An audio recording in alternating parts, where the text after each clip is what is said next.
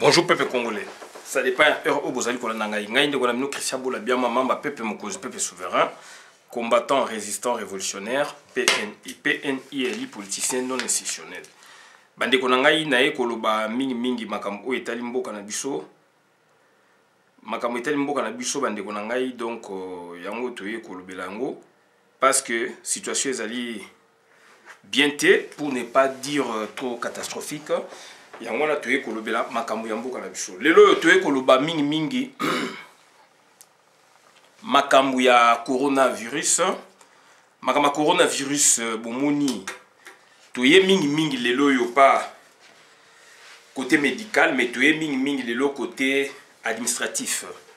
Administration ya santé publique ezali ko sala na relation na exécutif na pouvoir au Israël na France, donc au président de la République, premier ministre dans le gouvernement naé. Et on a donc toyé pour nato expliquer bino.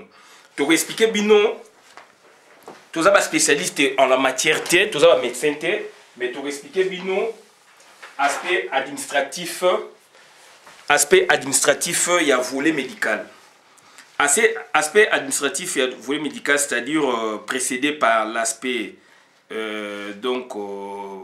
politique, il y a orientation en Mboka, Bomoni na France, position président Macron Azui.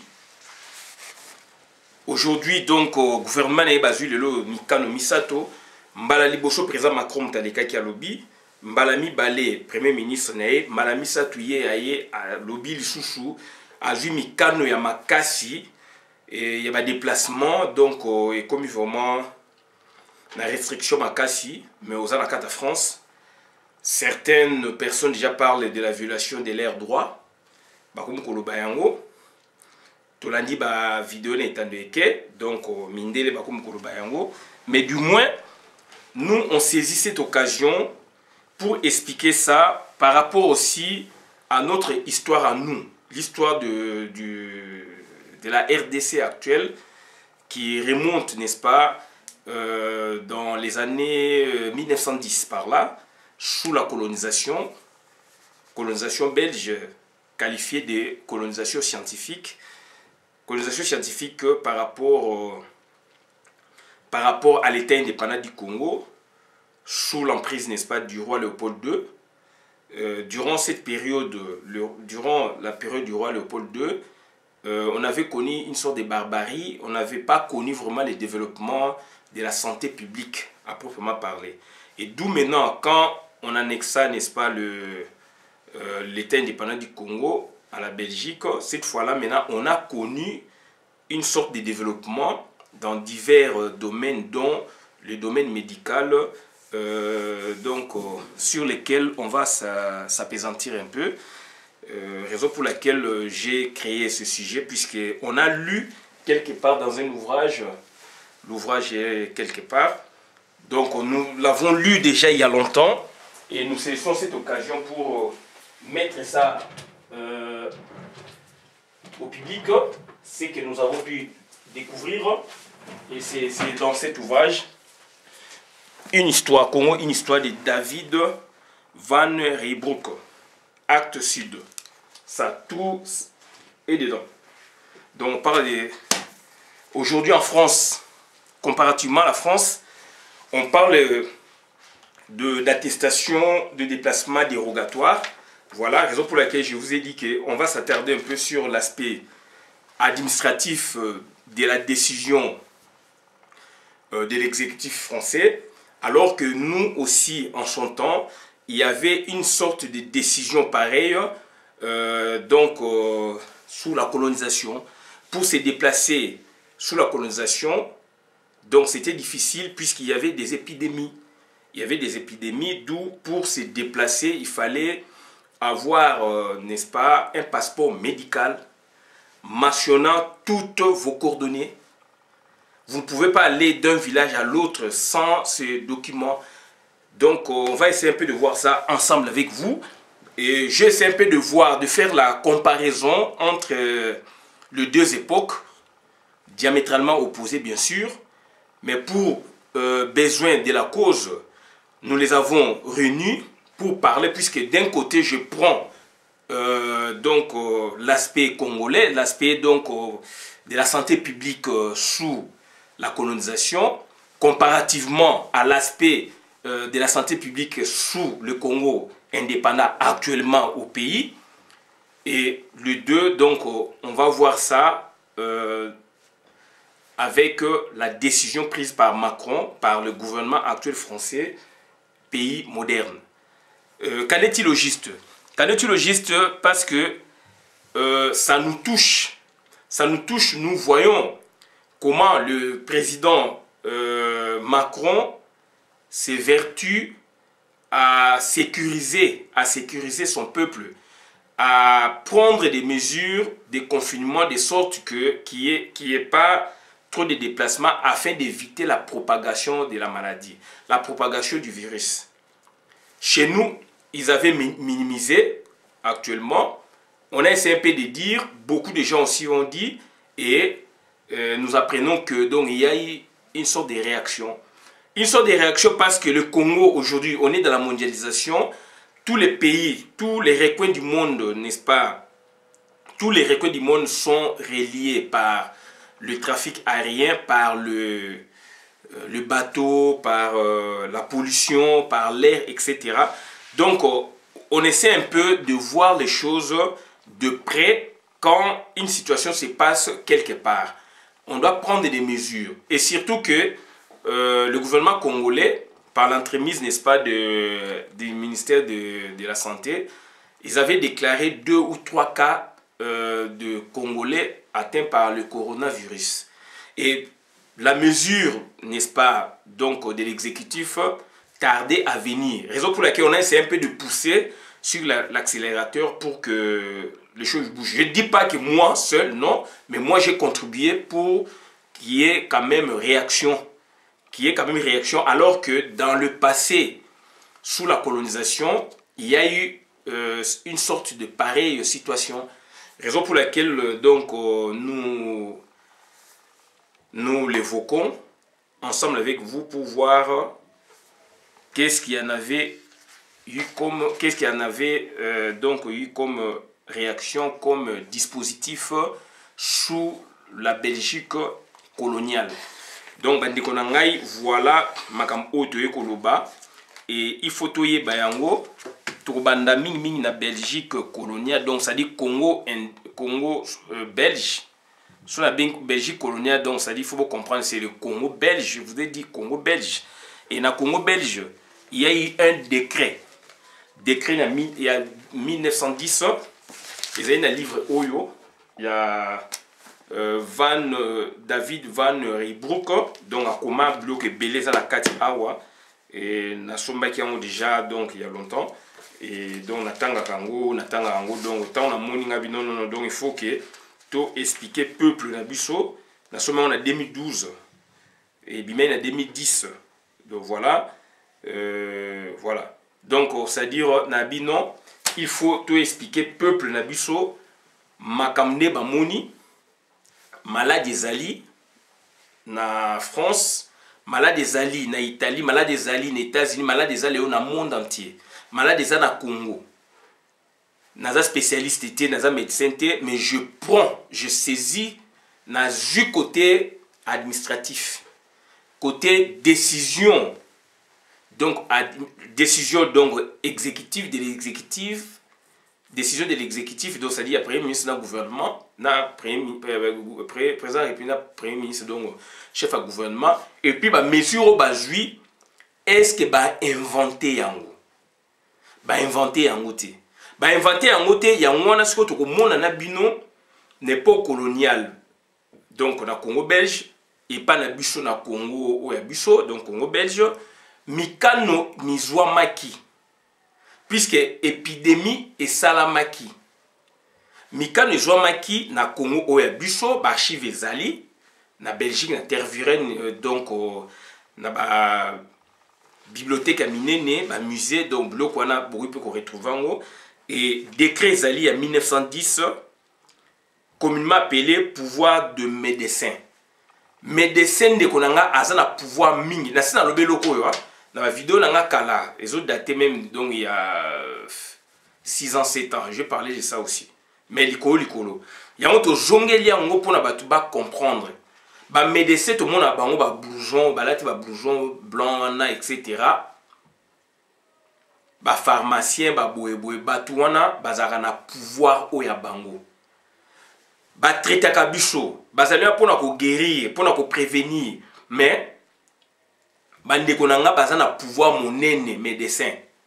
Pouvoir wana to mona kayango puisque azali moto oyo oye pa na ya consulter yo asali yo ordonnance oza maladie boye ko salelo ko boyete période boye joie arrêt maladie akomeli yo akomeli société na yo boye donc vana na ndako opema puisque ye muta yebi nzoto na yo so maladie boye yeli yo boye akino zo vaccin boye kono sala boye donc ça dit médecin net na poto to ba médecin traitant net ngai na zana médecin oyo a traitaka ngai na libota na ngai na habité que ngana ofute mbongo non puisque congolais bata poto ba comprendre mais congolais o atike na Kinshasa soko lobi boye azana litoyi mususu azoyo ke na ndenge na ye so il médecin traitant pour na ah donc afuta ka médecin wana boye non c'est un dispositif oyo l'état ya awa na Belgique pezali na pays ming pe awa ezali oyo l'état acha dispositif en l'état tche yango pona ke mutu so aza maladi akende komona médecin ole ko vana na ndaku nzote beba boye non okomona médecin puisque salaka puisque boye ato salaka te prise en charge ezali mécanisme ba sala wana dispositif ba benga sécurité sociale okei au jui traitement okoki ko futa médecin kompe ba gozong so kompe ko futa donc ça dit na dispositif o ba sala wana ils ont des détails belé, tu es le pour nous ba détails wana te, mais du moins donc soko ju ordonnance na batu o bazo rempli ba dispositif wana 100%, c'est-à-dire ok na pharmacie apesi mukanda wana ba opesi ba kisi donc à l'axi carte vitale nae kuna peut pas mettre fa la sa carte vitale donc et okota mbala moko na télé donc télévisuel, enfin, il y a un terme donc mbalamu na sécurité sociale et qui n'est partout donc yo kei ka ozu ba kisi na yo bo aussi faut ça la ba radio d'examen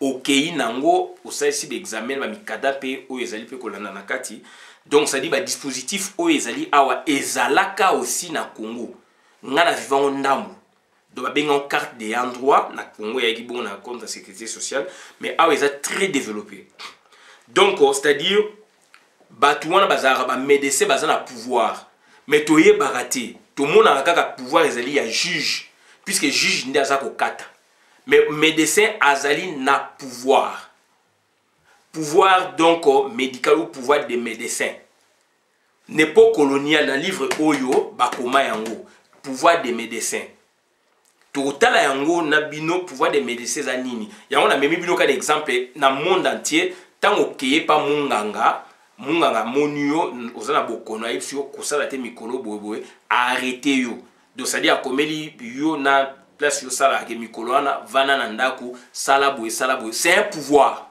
mais biso to mona ngote to mona ka pouvoir ya ba médecin du pouvoir wana siko lelo yo ezana valeur nango boye skizer na ba boye ezana valeur nango puisqu'il y a un problème, il y a une pandémie toujours mona na États-Unis tout le monde na bazu mikano na Chine bazu mikano États-Unis Italie Espagne par-ci par-là Belgique etc.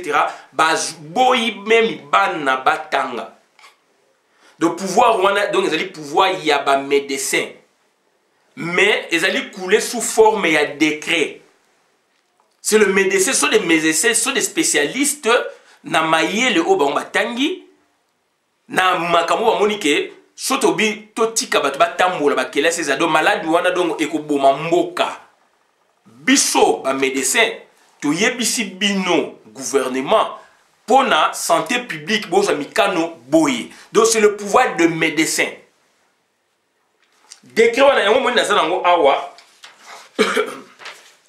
attestation de déplacement dérogatoire en application de l'acte premier du décret du 16 mars 2020 portant réglementation des déplacements dans le cadre de la lutte contre la propagation du virus Covid-19. au remplir en go ezali wana ba komi comme belé donc j'ai sous-signé monsieur ou madame né au date au van arabe demeurant certifie que mon déplacement est lié au motif suivant. Cocher la case autorisée par l'article 1er du décret du 16 mars 2020 portant réglementation des déplacements dans le cadre de la lutte contre la propagation du virus Covid-19. Première case, déplacement entre le domicile et le lieu d'exercice de l'activité professionnelle. Lorsqu'ils sont indispensables à l'exercice d'activité ne pouvant être organisés sous forme de télétravail, sur justification permanente ou déplacement professionnel ne pouvant être différé.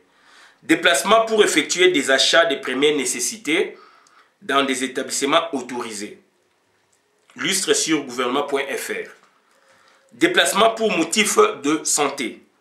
Déplacement pour motif familial impérieux pour l'assistance aux personnes vulnérables ou la garde d'enfants. Déplacement bref à proximité du domicile lié à l'activité physique individuelle des personnes, à l'exclusion de toute pratique sportive collective et aux besoins des animaux de compagnie. Feta, tout ça, date au ciné. Voilà donc yango. C'est très important. Ça c'est le volet administratif. Donc ça dit, il y a la décision, mais c'est maintenant l'administration qui s'en occupe. Donc yo soko boyi décision oyo ba enfreindre do na ba droit na yo ba boyi ba droit no ba prohiber ba droit na yo donc yo okofunda bango na tribunal donc on a causé tribunaux ba benga institution judiciaire. Donc dans la pratique institution a trois sortes, institution politique à proprement parler. Yango wana donc ebimi likolo gouvernement président de la République na gouvernement ba lobby ba jumikano et yesikoyo na administration ba bimise bino sous forme papier pour na petit peuple ayeba. Si on conteste yango ok na tribunal donc tribunal donc pour na refunda pour na attaquer décret oyo. Donc voilà un peu donc combinaison, il y a trois institutions eux ils ont la institution politique. Donc bandeko nangai et institution politique maintenant azali na relation avec institution politique, c'est-à-dire les gouvernants, président de la République, premier ministre et chef à gouvernement, bazali en liaison, bazali au travail na ba scientifique, na ba médecin. Macron a médecin ti. Même si Macron a médecin, à cause na ordre na ba médecin, à cause na dispositif médical ou ezali pour na ensemble na ba technicien ba spécialiste bazo mikano nde ba yebisi sikoyo président république ba yebisi sikoyo na absence président république do premier ministre de tout le monde mboka mususu pas président bazali mais na ba monarchie surtout constitutionnelle mais premier ministre mtazo ku mais président république a yebi irene mais il ne gouverne pas. Donc awa sikoyo ezali dans la république c'est le président république muto azui makambu à lobby. Et comme le premier ministre a commis que ça, makambo y a l'obaki. Donc, donc il y a makambo qui est wana oyo, ba lobby ango mais ba msou ba capté. Et j'ai aimé dans cette vidéo mon sens wana président Macron, premier ministre Edouard Philippe, a lobby ango bien, ba lobby ango bien que bazali kolanda ba recommandation ya ba professeur ya médecine bazali kolanda ba recommandation ya ba donc ça dit ya ba scientifique bango baza ba spécialiste été. J'ai suivi Edouard Philippe même donc na journal à 20 ans à lobaki wana abi non ya zolanda ba épidémiologiste azolanda ba généraliste azolanda ba boy azolanda ba scientifique ba spécialiste en la matière. Voilà bandeko na ngai et bango nde mutu na conseil na bango ya santé publique ya France ba constater ba lobeli sikoyo batu o baza na pouvoir politique puisque batu wana ba scientifique wana ba médecin bazali ko faire partie n'est-ce pas ya ministère ya santé publique ministère ya santé ya ba mboka nyos tout sikoyo na ministère ya santé ya organisation na bango ezali conseil peut-être médical ou quoi, et surtout que le président de la République a aussi conseillers donc médicaux pour la plupart des spécialistes en lien avec l'équipe ou il y a ministère il y a santé publique, il y a boé boé, il y a maladie infectieuse, il y a boé boé, il y a maladie boé, il y a boé boé. Donc, bangonde siko ba une décision, ba travailler siko donc na équipe, il y a ba corps donc ça dit na ba conseillers médicaux, il y a présidence, il y a Macron. Et Macron aza koloba yango boé, c'est ça matière au ba koloba wana. Sur base de spécialiste ndé bango ba couler yango sous forme il y a décret. Bah inventer le côté bah couleur sous forme de décret puisque maintenant donc les spécialistes donc ils se sont rendus compte que talaboy yebsano batuboy total non egoza la boy bah moni batu ba comprendre ba yo kate bon toke na phase boy loba boy donc le président a télé donc il est à l'écoute il y a ba spécialiste voilà ndenge mboka etambulaka mais pas na biso jamais. Et pas na biso jamais donc ça dit bolingi koyoka ba spécialiste été yango moni mboka na biso ezali ko dinda mboka na biso ezali ko dinda tozali quand même na ba quelques rares spécialistes na Congo na ba domaine nyonso bazali wana est-ce que ba konzi ya mboka successivement balandaka bango est-ce que soki ba yoki bango est-ce que ba sela ka makambo bango ba lobeli bango voilà écart scientifique autozanango. Il y a un président qui a étudié Macron a tangi, Edouard Philippe a tangi, mais ça domaine na bango te baza ko yoka et pour la santé publique c'est très rigoureux. Il y a donc une organisation où ils ont mikano, il y a un béni donc pouvoir des médecins et na Congo belge donc ezala ki makasi bakoyo ko tumba tout un village puisque épidémie zali. Et donc, oh, les alliés, ça c'est l'époque moderne. Ça c'est l'époque moderne. Et maintenant, donc, ça c'est l'époque moderne. Mais dans l'époque où tu as déjà, donc, il y a un moderne, mais donc, on a 1910. Donc, contexte, mentalité, la technologie, ils avaient monté. Mais ils avaient fait quelque chose. Tout le monde en pas na biso na Congo belge. Ils avaient fait quelque chose, les autorités belges de l'époque. Ils avaient fait quelque chose pour, n'est-ce pas, donc, protéger le peuple. Bien que les lois, tout le monde on a deux dates. Et puis, au niveau tout bazar au salon nini, ils allaient mesure non seulement il y a tranquillité publique, mais ils allaient mesure il y a salubrité publique, mesure il y a hygiène publique. Mesure il y a salubrité publique, mesure il y a santé publique. Donc ça dit buloko ils allaient buloko oyo. Ils allaient donc et donc il y a pouvoir aussi il y a police. De pouvoir c'est-à-dire il y a l'état comme bongo a jouer mikano. Beaucoup bimate bo fana ndako boy mais bazu mo ba condition boy et soki obimi na ndenga buzo ba oji amende wana 135 € a on a poto ezali belé 135 € sur le à peu près 135 $. Amende. Majoration dans le éco matati à 375 $, 375 $. C'est beaucoup, c'est beaucoup dans le budget. Le budget, il y a moutou, à ça, là, même vous en couple, les belés. D'où vous êtes obligé de se conformer à Mikadona, puisque risque pesali, au Kenya, bimi, malade. Puisque va constater qu'il y a un pic, donc malade, matin, makasi, parce que va respecter qui m'y côté. Et donc, à l'époque coloniale, il y a eu un décret de 1910 appelé communément pouvoir de médecin. Un décret créant des services de santé pour la première fois dans l'histoire du colonialisme. Il y a un moment dans le bas qui était indépendant du Congo, barbarie zalaki trop, tyrannicide des zalaki trop, c'est-à-dire bomaki batou. Donc, il y avait un tyran, donc, il ne voyait pas vraiment les vrais développements. Il y avait un intérêt. Il y avait en 1908, et comme Congo, donc belge, le 30 juin 60, d'où maintenant, Congo belge, donc, c'est-à-dire colonisation scientifique. Place où on a scientifique, on parle toujours des scientifiques, on a des blagues. Donc, on a une spécialisation, on a respecté à Bango. Na amitié, na famille, na milliers na buno socio-culturel, etc. Donc ils ont de la place. Il y a qu'à aiguiller, il y a qu'à orienter. Il y a qu'à orienter micro-société, place Bazali. Bato il faut que ça va un espace. Pour le balo, baboyo kabango. Tout le monde à niveau, il y a l'État en France. bapesi baspécialiste wana maloba bayoki bango président Macron azana makambu tout bien que pouvoir na ye eza contrôlé mais il pouvait aussi donc alobake na sali boye soki asali na ndenge na ye mais lobby et baluke ba opposa ba boye donc ça dit parlement etelemela ye donc ça dit baza pe na culture wana te yango moni aza kolanda équipe na ye ya conseillers médicaux baza na lien na ba service wana ba travailler ba résultat yango yo donc ba ba vanda bandako et ça mi belé na poto na banini mais en Afrique na to comme na mentalité wana te de toujours tcha ba président moko bazo ko nommer bango ba président boye donc ça dit baza ko raisonner selon leur bon sens et ba ko banini africain akufara na microbe te africain boye mais non il faut arrêter avec ça et ça va temps révolu.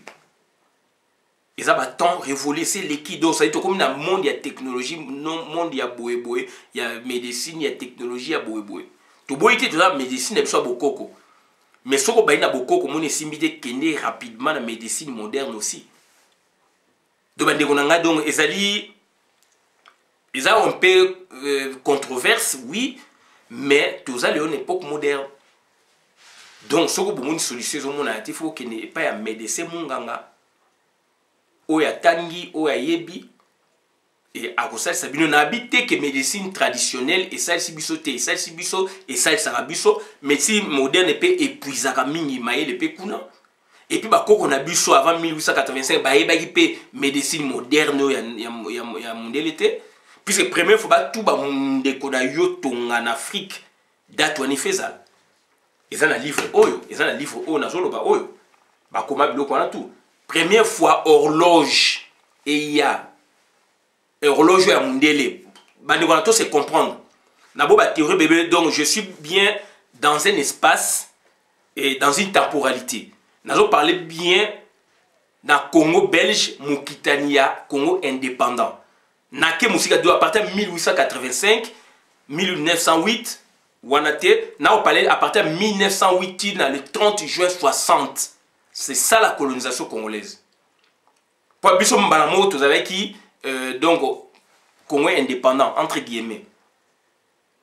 On appelle ça l'erreur dans la colonisation, tout ça la erreur. Que colonisation est en 1885, on parle de 75 ans. Tout ça a raison, mais sur le plan vraiment sémantique, sur le plan vraiment donc juridique. Donc ça dit colonisation na Congo et banina. Donc, le 18 octobre 1908, tout côté la charte coloniale, cadre juridique, tout qui constitution coutumière, il était indépendant du Congo, tout côté na solo mouchouche. Et là maintenant, na période où on a, donc Congo belge, et puis date dans le Biwana, 18 octobre 1908, le 30 juillet 60, période où on a. Donc, période où on a, il y a 52 ans. Où il y a une colonisation scientifique, puisque le roi Léopold est barbare, il y a une colonisation, donc développement de la cité, il y a un intérêt à tourner baraille, Raya ba Congo banini eza biloko a été indépendant du Congo puisque lui il voyait biloko eza na kati ba richesse il fait bima par la voie des mers na ba Congo donc c'était ça son intérêt mais développement boye et ko yande avec les scientifiques la colonisation scientifique donc Congo belge ba koti ba ethnologue ba sociologue ba boye ba juriste ba médecin ba boye bien que roi Léopold II a pensé que aussi na kotonga école moko médicale na basuka tant ba menacer ba botolae mais du moins colonisation masse scientifique il y a essor à développement ya Congo ndenge bandaki ti kotonga ba carrière ya mine ba boye ba usine ya ba extraction ba diamant ba boye don après que roi Léopold II a longwe donc c'est-à-dire ba créer qui c'est qu'on appelle passeport médical. Bah, créer passeport médical avec décret 1910 puis si bah malade ils avaient que belé bah ils avaient déplacé bah tout bah village c'était les médecins qui décidaient. Donc bah médecins ils ont le pouvoir y a bah sali yango mais coulé sous forme il y a décret exprimé par le haut par l'exécutif mais c'est la décision vient de médecins on appelle ça donc c'est-à-dire au pouvoir des médecins. Na Congo na biso Congo-Belge, donc décret de 1910, je me répète, appelé communément pouvoir médical, donc pouvoir des médecins. Un décret créant des services de santé pour la première fois dans l'histoire du colonialisme. Il stipulait ceci: contrôler les déplacements de tous les Congolais, c'est-à-dire chaque indigène appartenait à une chefferie ou une sous-chefferie. Un autre décret conditionnait le déplacement, voilà. Un autre décret conditionnait le déplacement de la population sur une distance de plus de 30 km ou pour une durée supérieure à 1 mois. Il stipulait ceci: il fallait avoir sur soi un passeport médical qui indiquait sa région natale, son état de santé et les traitements éventuellement reçus. Ce passeport ne pouvait s'obtenir qu'avec l'accord du chef du village ou de son sous-chef. Donc, quand on était malade, on était tenu de rester dans son village. Yango, quand on est malade, donc on est obligé de rester dans l'hôpital ou dans sa maison. Donc, d'où c'est la mesure de confinement.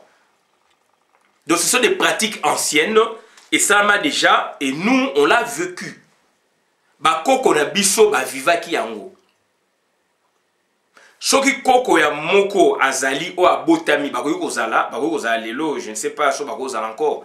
Donc soki bato bazana ba, je ne sais pas, donc oui, bato ba botami na ba 1920, ba histoire na ba yoki yango, so bazan vivant, bozana bango bo exploiter bango, so bazana makasa koloba, bo tuna bango ba histoire ya mboka. Bazali, moi, bazali. Même au babote en 1930, papa na biso, papa na biso, koko na biso, 1925-30, ceux qui bazali, bo exploiter bango au maximum. Ce sont des bibliothèques vivantes. Ils vont vous dire des choses. Oh, et les cas, puisque ba rapporter qui bango aussi na ba papa na bango na ba ya na bango. Donc décret, so bo fouiller na ba mikanda na biso ezali. Na mikanda ya Congo, kobana 1885 jusqu'à nos jours, décret médical wana ezali. Donc il y avait deux, donc mon il y a qui donc au Peksa Batu, donc ba bien au pouvoir de médecin en général. Donc ba qui deux décrets, ba créer ba service médical, tout le monde en aussi. Et donc ba déplacement Batu, donc ils allaient contrôler. Pourquoi? Puisqu'il y avait des maladies. Puisqu'il y avait des maladies, tout le monde a une application. Donc, il y a des exercices, si j'ai le temps, dans le cadre de l'institution politique nationale, l'institution politique du Congo. Là, maintenant, décret, il y a une norme. Et il y a donc président de la République ou premier ministre ou son équivalent. Il y a un gouverneur général ou gouverneur spécial na Boma. Il y a un dicté par le roi depuis le palais de Leken, na Belgique, roi Léopold II. Bango bazui mikano puisque eloko boye monani d'où bozo mikano boye donc gouvernement local donc na Congo baza ko décider siko pourquoi puisqu'il y avait des maladies balingi il faut pas protéger population a décimé na maladie, c'est ce que Macron a fait puisque ce bito bima des ordres toroku fabiso nyosuneti ba soso. Donc, d'où confinement, dans l'entretemps, baki saison lukama, et puis qui va répéter aussi là, température, babi, malade de la moïté, soleil, donc voilà un peu de, ce sont des stratégies, donc, ils allaient lukama, bien que les Chinois dans l'andi, na vidéo, babi, donc malade de la traitement, d'après les Chinois, na chloroquine, alors que chloroquine na Congo, ezali pamba alem sou ba négliger yango chloroquine na Congo kuna donc ezali pamba en Afrique, voilà. Donc on a maintenant donc ezali donc sur base il y a institution politique à proprement parler, gouvernement lobby ou ba représentant nango sikoyo ekoya siko ba appliquango na administration donc institution judiciaire, aucune institution politique non institution administrative, aucune institution politique et concevoir puis orientation pour na mboka pour na batu ba yebe loko boye l'été lingi boye na sens à protection na biso mais mikano ne wuti na Macron te a inventé non et wuti na ministre ya santé te a inventé non donc wuti siko na ministre santé donc c'est un ministère na puisqu'il y a une organisation, il y a un organisme où ils ont s'occuper de maladies infectieuses ba boye donc il y a France ba pesi rapport na premier ministre. Et non, enfin, le ministre, il y a santé. Ministre de la santé, na équipe, ba conseillers médicaux, il y a président de la République, ba scientifique, ou na batouana, ba sali fusion. Ce sont les scientifiques là, ce sont eux qui parlent. Ministre, écoute, il y a santé publique, état lié. Puisque le président de la République, maintenant, premier ministre Barlo Baké, baza kolanda ba scientifique. Bien, quand bien même que le ministre de la Santé a appelé scientifique, donc il y a ordre, mais baza kolanda organisation, on a décision, bazui. On va couler, on va tomber dans le colo. Donc, on a pouvoir donc, de médecin. On a ça décloisonnement. Il y a savoir donc scientifique. Et puis, on a intégré en haut, donc on a fumé, et puis on a zone si éléments, on a écarté, on a fumé, on a zone si éléments essentiels. Donc, on a décloisonné, et puis on a intégré en haut. Donc, c'est-à-dire, là maintenant, ce sont des scientifiques qui ont parlé à travers le gouvernement, dont, en l'espèce, le spécimen où il y a document. Donc, c'est très important. Et si on a une institution administrative, puisque l'été lobby, administration fait ça petit peuple. Il y a une matérialisation, il y a un papier. Chokoboyi, amende. Et batinyango na mutu nyonso. Ngana zwa ki donc message on a portable na ngai gouvernement. Na portable na nga batineli ngai, société na ngai pe etineli ngai. Naza koloba makambo bata poto bayebi kotoyo, donc naza koloba mingi pe na batu ya Afrique na Congo. Donc biloko ezali biloko bimi gouvernement a panzango mo donc na état na ye et puis ba société pe batine biso ba portable batine na ba mail il faut ko imprimer ce qui aux imprimante au commun on a bic et a toléré au rempli ba condition o esengeli. Donc c'est très important parce que voilà ça c'est l'administration. Ce que autant bazumi quand on donne l'administration c'est quoi institution administrative base légale nango donc o ezako permettre on va ça makam na charte coloniale ya biso à Congo article 19 charte coloniale. Article 19, charte coloniale, application des décrets de 1910, application de matérialisation des services de santé, c'est-à-dire construction des léproseries. L'époque est très dure. Il y a un moment où les léproseries, donc construction des léproseries. Construction des léproseries dans un territoire ou chefferie, sous-chefferie, pour éviter la propagation des maladies d'une chefferie à une autre, d'un territoire à un autre. Application au niveau de chaque citoyen de la possession d'un passeport médical différent du carnet de vaccination, s'il vous plaît. Donc, c'est-à-dire, je me répète, application au niveau de chaque citoyen de la possession d'un passeport médical différent du carnet de vaccination. Application, je me répète, au niveau de chaque citoyen de la possession d'un passeport médical par la police et les autorités locales. Donc, c'est-à-dire, on est en 1910 na Congo belge. Makambe Salamaki, voilà l'application nango. Yango toza ko mona Macron azumikano plus de 100 000 militaires na terrain, plus de 2500 policiers na terrain. Et il y a des civils, baza ba brassard, il y a rouge, ba commis sécurité. Baza pour vérifier, bazo baza koya verbino. Il faut pas tout na mukanda. Oza ko se déplacer pourquoi? Voilà, ils allaient mesure, il y a hygiène, mesure, il y a salubrité publique. Donc c'est très important. Donc mesure wana et mati likolo, c'est l'État. C'est le numéro 1 ya mboka mutakwe sakayango. Voilà. Donc, na Congo tisikoyo, na nubaka ezali makasite mais batarda ki pona ba lobela peuple. Et lobby soki situation est s'aggraver toza ko souhaiter yango te, ba ko koma na mikano oyo ezwama déjà na Congo na 1910 sous la colonisation belge, donc Congo belge. Donc voilà. Voilà donc possession, application au niveau de chaque citoyen de la possession d'un passeport médical par la police, possession donc contrôlée par la police et les autorités locales. Donc les médecins avaient le pouvoir de faire, déplacer des villages entiers ou de les brûler à cause d'une épidémie ou d'une maladie, lèpre, malaria, éléphantiasis. Éléphantiasis, c'est-à-dire bateau makolo, maladie au evim sara makolo. Dans l'époque où on a ba maladie makasi, dans l'état zalé ko mikano à travers le médecin. Il y a quel exemple que ba médecin bazan a pouvoir. Ce sont des médecins qui nous disent de ne plus travailler durant une période. Il faut rester à la maison. Il faut faire ceci. C'est un pouvoir médical. Mais nous ne le voyons pas. Nous avons dans notre cerveau toujours le pouvoir judiciaire. Mais il y a le pouvoir médical. C'est ce qu'on vient de voir là, c'est le pouvoir médical. Donc, c'est-à-dire que tant observant le pouvoir judiciaire, puisque observant au contestant, là maintenant vous avez un pouvoir judiciaire.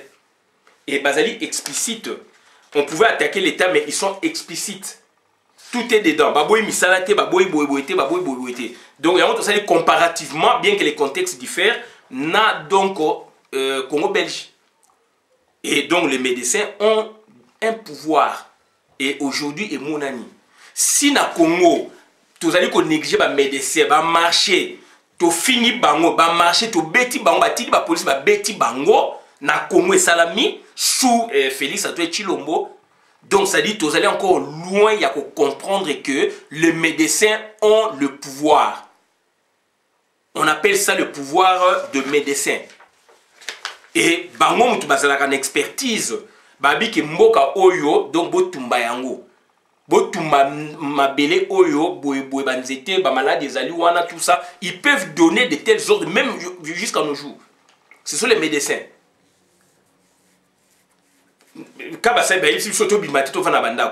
Ce sont des médecins.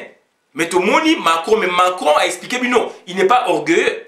Il n'est pas orgueilleux. Ça aurait été une autre personne, il allait dire que c'est moi qui décide. Mais lui, il se fie à la science. Il se fie, n'est-ce pas, au dire des médecins. Puisque ce sont eux les experts en la matière. Donc, surtout qu'on travaille bon, qu'on reconnaître, misala ya batu, qu'on reconnaître la spécialité à batu, mboke kotambola. Macron a démontré en haut. En France, en Italie, certainement, mais Macron a été encore plus loin. Il a démontré que ce n'est pas lui. Lui, il ne fait que prendre la décision sur base de données donc, des spécialistes. Puisque ce qui est à la Bangote, Mboke Baby, il y a un problème. Mais dans le Congo, les médecins, les médecins ont décidé, dans le Congo, grève, bêta ba médecin na Congo. Bêta ba médecin na Congo. Ba médecin, pour tala ndenge, sur la bien médecin na corps médical, nyos tout ba infirmier etc. Ba nyos wana, botala ndenge na poto depuis Italie, sous donc ba fenêtre na biso, to komi ko betela o maboko na ba moment moko donné. Puisque baza bato bazali na guerre, bazali na terrain, donc ça guerre virtuelle. Baza na terrain, baza ko bunda na inconnu. Inconnu nani coronavirus tant va attraper, c'est ça la maladie. Soki bato wana bakei ko bunda te pour na ba sauver milimu te o bazali kuna na oyo bazala ndaku mokile kufi. Yango moni na France aussi na Nice na mamboke bela ba adopter na herbe hier ba bete ba bato na maboko acclamation et comme le quoi ba klaxon a mis tout cas et etikali pardon et quotidien ça dit na rituel ya France en reconnaissance en signe de reconnaissance na bato wana mais biso to za ko boma to beti ba médecin to fini bango to ignorer bango to lingi ko soigner bango bien te bazala bien te ça dit basa misala bien te hôpital le quoi maman yemo ça dire groupe électro couvrir Katani de couvrir Katani groupe électrogène ya relais zati et comme mutu moko boye moi sinaye aya ko tikila bino alors il y a l'état bande ko na ngai donc to sana musika donc ça dit peut-être vous comprenez pourquoi na bandi boye na koti boye donc c'est un grand sujet, un sujet très long donc na circonscrit dans notre suika kawana donc objectif nangi alaki na sabino décret importance à décret wana décret o esami na o esama pe na nini donc c'est à dire l'état comment à niveau wana mais l'état décide à yemo des experts puisque so ba décider pe bino moko bo kepe à l'encontre donc na ba indication donc médicale et le médecin ont des pouvoirs, on les appelle le pouvoir des médecins. Le médecin pouvait se décider donc de brûler des villages puisqu'il y a des maladies dans des villages. On déplaçait les gens, donc vous quittez tel village pour aller donc occuper un autre village parce que là-bas ça ne va pas, il y a épidémie. C'était des mesures pour donc, protéger la population. Et on a vécu ça, si je dis on a vécu, puisque je porte ce lourd fardeau. Ce lourd fardeau, n'est-ce pas, donc historique, raison pour laquelle je dis nous portons ça. Donc nos aïeux avaient vécu ça. Nos aïeux avaient vécu ça. Et c'est écrit dans cet ouvrage. On a également observé dans la vidéo, madame, dans la communauté, Ngai Christian Boula Biama, membre à Peuple Mokonzi, Peuple souverain, combattant, résistant, révolutionnaire, PNI. PNI, politicien non institutionnel. Bazan na bâtiment, ngaza na bâtiment. Biso na bango différence kaka oyo. Donc longueur wana kaka ya compréhension. Merci. Longueur ya compréhension na analyse. Merci.